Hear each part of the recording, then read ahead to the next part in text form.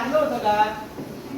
अरे सर वर्गात आले तरी सुद्धा यांनी नमस्कार केला नाही, अभिवादन केला नाही. अरे काही तुम्हाला समस्या आहे का बेटा?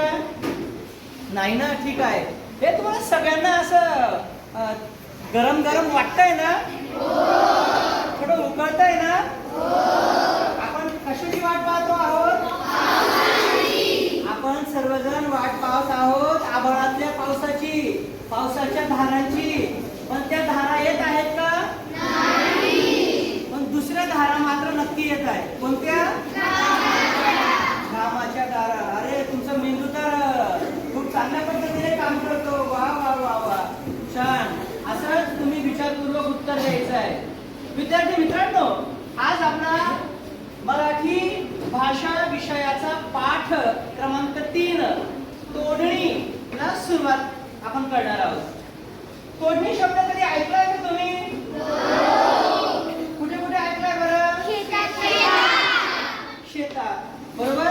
शेतात कशा कशाची तोडणी करता बरं? ऊसाची तोडणी करता.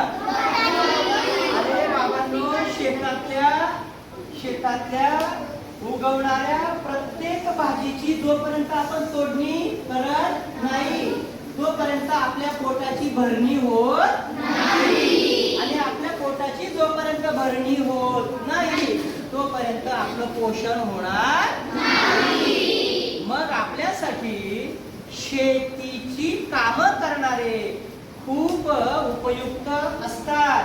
शेती आणि शेतकरी खूप उपयुक्त असतात. तुम्हाला त्यांचं महत्व माहित आहे का नाही आहे? शेतीचं काम करणाऱ्यांचं महत्व तुम्हाला माहित नाही? आता तुम्ही तर म्हणजे अगदी संभ्रमात आहात. शेती उपयोगाची आहे का नाही? शेतीला काम करणारे ते सुद्धा उपयोगी आहेत का नाही आहेत? आपला जो पाठ आहे ना विद्यार्थी मित्रांनो, तोडणी. तोडणी म्हणजे काय? या पाठामध्ये एक कामगार कुटुंब आहे. ऐक रे, कोणतं कुटुंब आहे? एक कामगार कुटुंब. बघा हा, तुम्ही पाठ घरी वाचन केलं असेल, मित्रांजवळ तुमच्या मैत्रिणींजवळ तुम्ही पाठाविषयी चर्चा केली असेल, परंतु या पाठामध्ये बऱ्याच गोष्टी आपल्याला शिकण्यासारख्या आहेत. पहिली गोष्ट कोणती माहिती का तुम्हाला? की बऱ्याच कुटुंबांना आपला पोटार्थ चालवण्यासाठी, पोट भरण्यासाठी आपलं घर, आपलं गाव सोडून परगावाला जावं लागतं.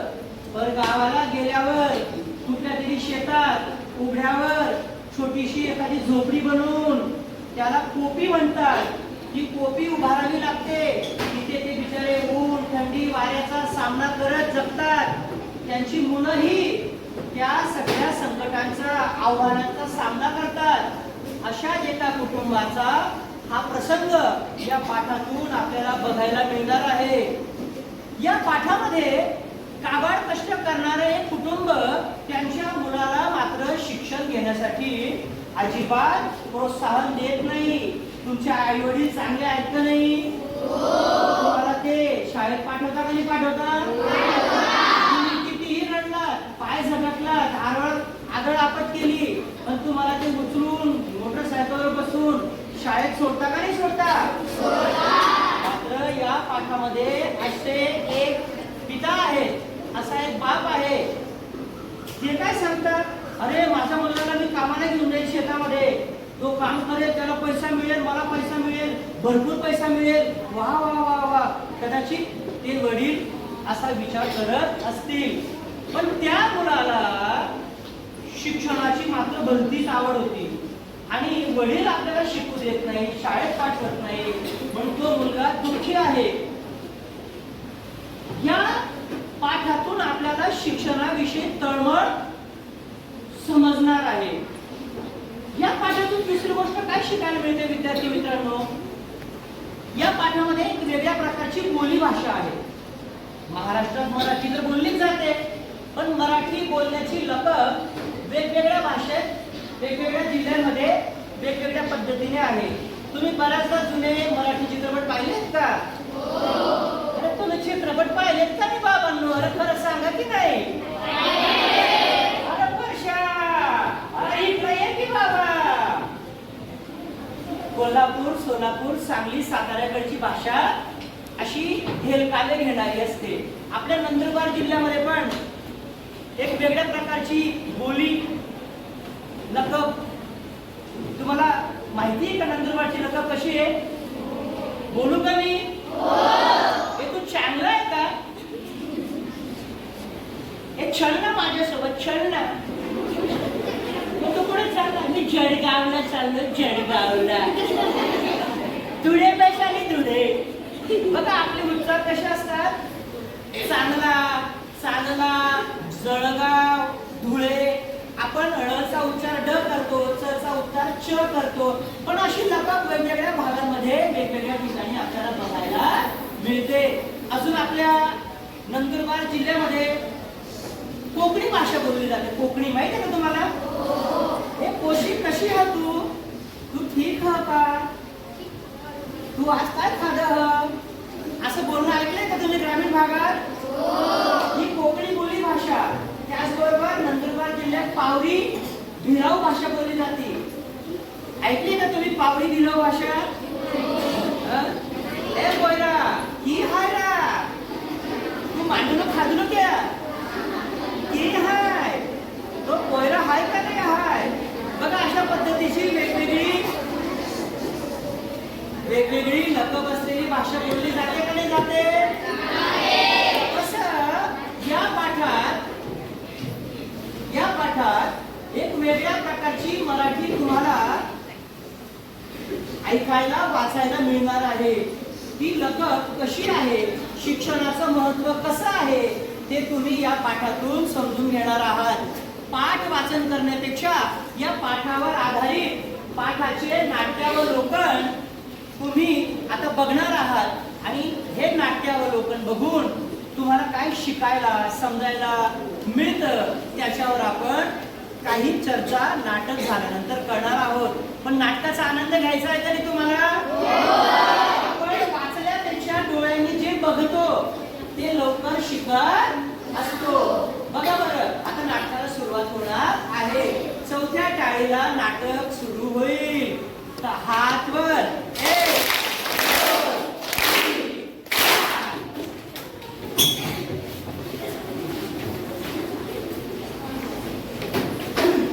सारे जमले इथं गमती जमती करूया. गमती जमतीमध्ये थोडं शिकूया. आम्ही रोज एक छोटीशी नाटिका. चला आपण नवा संदेश देऊया.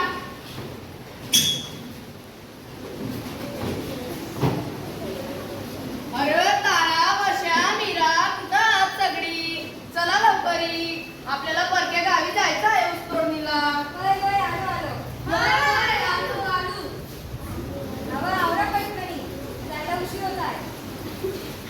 आता आपलं घर बंद राहणार. आपण दूर गावाला चाललोय, पण पैक्याचा सवाल पोट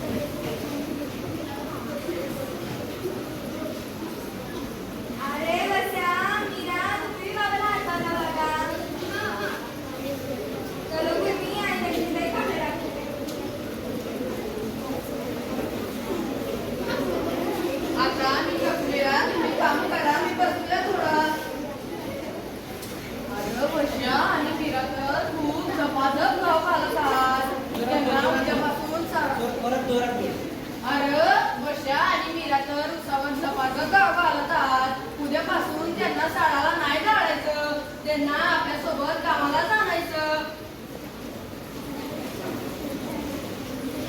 अगं ताई, मी इथंच 2 मिनिटात.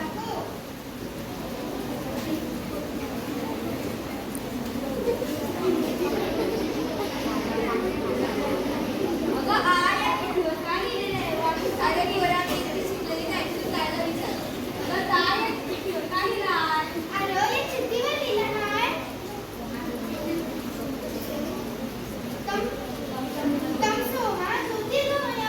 याचा अर्थ काय?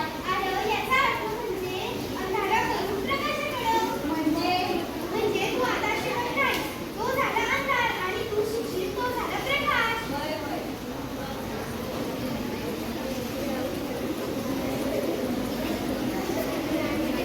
अरे पोरांनो, झालं का? या की जेवायला लवकर. होय होय, आलो आलो. कसं वाटतंय?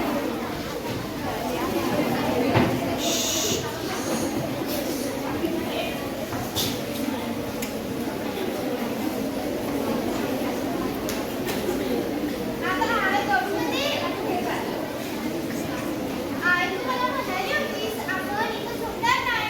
आता इतका आनंद झाला. एकदम पटापट आवरा, घरी जाऊन झोपणार. मी इथं झोपणारच नाही. होय गं बाई, आवरतो. झालं का? आवरून झालं घरी? होय, आवरून झालं.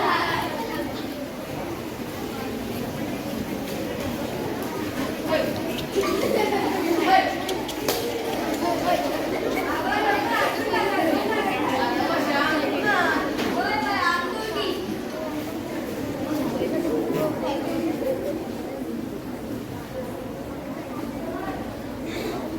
हे घ्या. चला आता झोपूया. जरा नको आलं तुम्ही पण. उद्या कामाला जायचं आहे.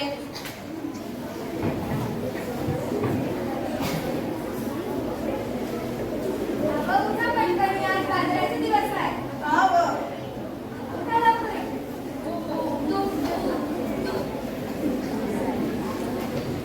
आम्ही दोघंजण बाजाराला जातोय आज. होय बाई. मीरा चल की तू पण.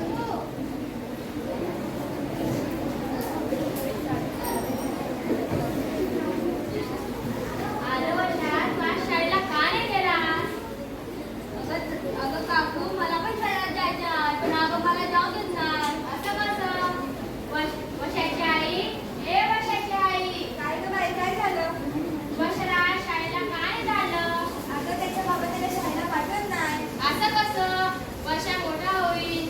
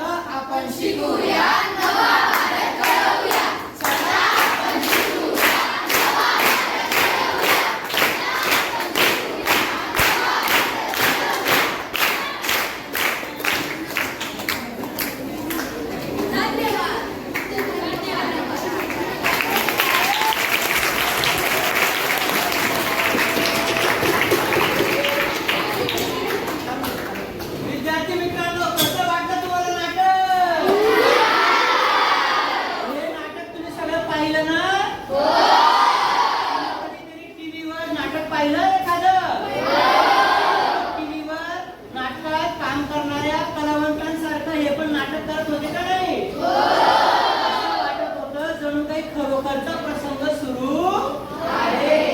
या नाटकाची ऍक्टिंग म्हणजे अभिनय, या नाटकाचे संवाद सर्व करण्याचं लिहिण्याचं कार्य याच विद्यार्थ्यांनी केलं आहे. या विद्यार्थ्यांसाठी जोरदार टाळ्या.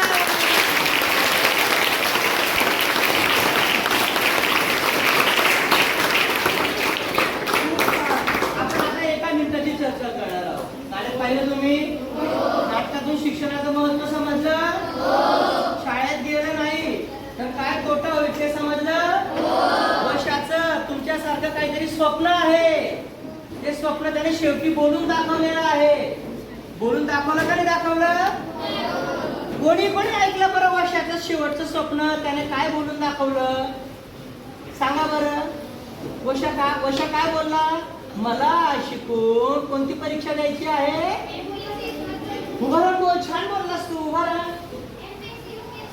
MPSC UPSC परीक्षा द्यायची आहे त्याला. ती परीक्षा दिल्यानंतर तो काय करणार आहे? तो असं बोलला, बाबा मला MPSC UPSC परीक्षा द्यायची आहे, मला शिकून मोठा ऑफिसर व्हायचं आहे. ऑफिसर म्हणजे काय? मोठा officer. I want to become an officer. I want to become an officer. मला मोठा अधिकारी व्हायचं आहे. तुमचं पण स्वप्न आहे ना? मला सांगा, एक प्रश्नाचं उत्तर द्या. वशाचे वडील शंकर म्हणजे शंकर्या त्याला शाळेमध्ये का पाठवत नव्हते रे बरं? काय कारण असू शकतं? काय कारण असू शकतं? हे बघा 6वीच्या विद्यार्थ्यांचे बोट वर आहेत.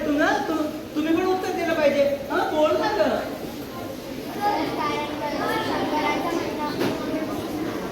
शंकराचं म्हणणं असं होतं की जर तो शाळेत गेला तर 2 पैसा कमी आहे आणि जर तो घरी राहिला तर 2 पैसा जास्त, तोंडीला गेला तर 2 पैसा जास्त आहे. म्हणून शंकराला सुद्धा शंकर फक्त पैसे कमवण्यासाठीच त्याच्या मुलाला शिकू देत नव्हता का?